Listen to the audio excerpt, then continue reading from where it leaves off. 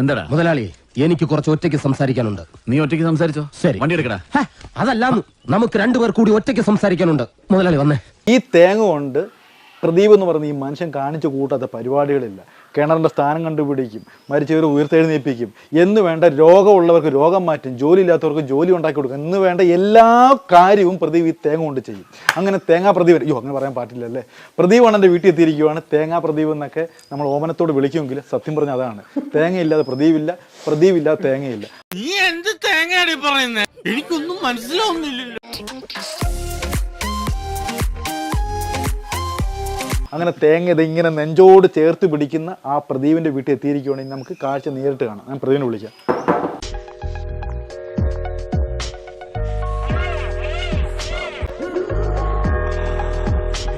പ്രദീപ് സാറേ, പ്രദീപ് അണ്ണാ ഇങ്ങോട്ട് വാ. ഇതാണ് ഞാൻ പറഞ്ഞ പ്രദീപ്. ഇദ്ദേഹത്തിന്റെ കയ്യിൽ എപ്പോഴും 24 മണിക്കൂർ ഈ സാധനം കാണും. നമ്മുടെ സാധാരണ ആശാരിമാർക്ക് ഉളി എന്ന് പറയുന്ന പോലെ, അല്ലെങ്കിൽ ഈ ഡ്രൈവർമാർക്ക് സ്റ്റിയറിംഗ് എന്ന് പറയുന്ന പോലെ നമ്മുടെ പ്രദീപിന് ഈ സാധനം വേണം അല്ലേ? ഇതില്ലാതൊരു ജീവിതം ഇല്ല. ഈ ഊണിൽ ഉറക്കുന്ന തേങ്ങ വേണം. ഈ തേങ്ങ കൊണ്ട് എന്തൊക്കെ ചെയ്യും പറ? തേങ്ങ കൊണ്ട് വെള്ളം നോക്കാൻ പറ്റും. വെള്ളം കിണർ സ്ഥാനം നോക്കാൻ പറ്റും. സ്വർണ്ണം കണ്ടുപിടിക്കാൻ പറ്റും. സ്വർണ്ണം കണ്ടുപിടിക്കോ? ഈശ്വര, കണ്ടോ, രാജസ്ഥാനിലും അങ്ങനെയുള്ള സ്ഥലത്ത് കൊണ്ടുപോയാൽ ഇദ്ദേഹം സ്വർണ്ണം കണ്ടുപിടിച്ചു കൊടുക്കും. നമ്മുടെ മാതൃരാജ്യത്തിന്റെയും മാനം കാക്കണം. Okay. Wish you all the best. Thank you, sir. നമ്മുടെ കേരളത്തിലൊക്കെ സ്വർണ്ണമുള്ള സ്ഥലം ഉണ്ടോ? തീർച്ചയായിട്ടും ഉണ്ട്.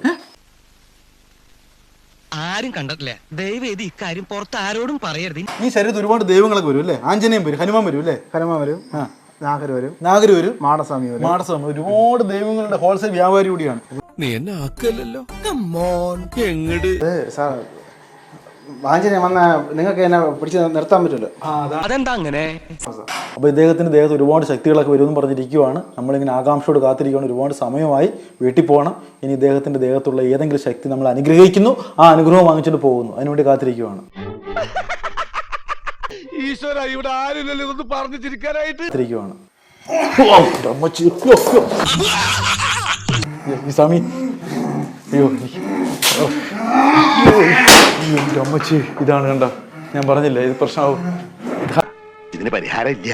It is incurable.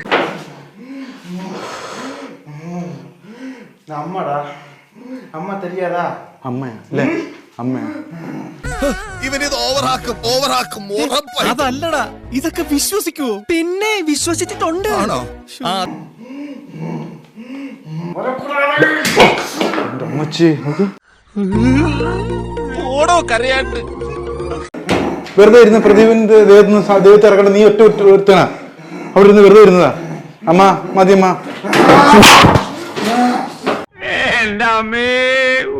എന്ത് കാര്യത്തിനാണിത്? ഒരു സുഖം, ഒരു മനസുഖം. ഞാൻ പോകുന്നു. Bye bye. അയ്യോ, വഴി മാറി.